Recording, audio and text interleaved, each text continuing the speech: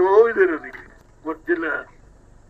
ಆ ತಾಯಿ ಹೂವು ಕೊಡ್ತು ಅಂತ ಹೇಳಿ ಯಾರೋ ಅರ್ಚಕರು ಕೊಟ್ಟರು, ಇಲ್ಲಿ ಜೋಬಲ್ಲಿ ಇಟ್ಕೊಂಡಿದ್ದೇನೆ.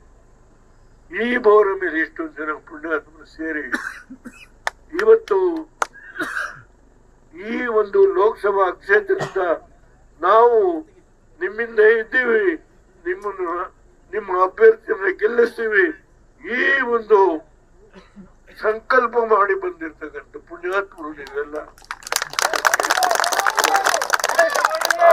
ನಮಸ್ಕಾರ ಮಾಡಿ. ಉಳಿದ ಇನ್ನೊಂದು 8 ವರ್ಷ ಬದುಕಬಹುದು. ನಾನು ಏನ್ ಮಾಡ್ಬೇಕು ಅನ್ನೋದು ದಿನ ನಿತ್ಯ ನಿತ್ಯ ಈ ತಲೆ ಒಳಗೆ ಯೋಚನೆ ಮಾಡ್ತೀವಿ ಬಿಡದೆ.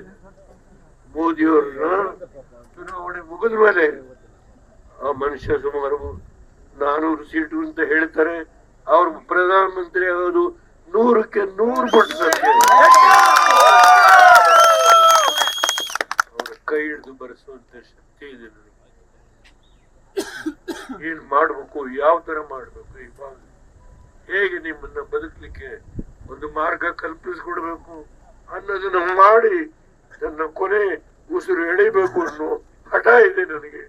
ಆ ಕೆಲಸ ಮಾಡ್ಲಿಕ್ಕೆ ಎಲ್ಲ ನೋಡಿದಾಗ ಏನೋ ಒಂದು ಭಾವ, ನಾನು ಯಾವಾಗಲೂ ಸಾಯ್ಬೇಕಾಗಿತ್ತು, ಆದ್ರೆ ಬದುಕ್ತೇನೆ.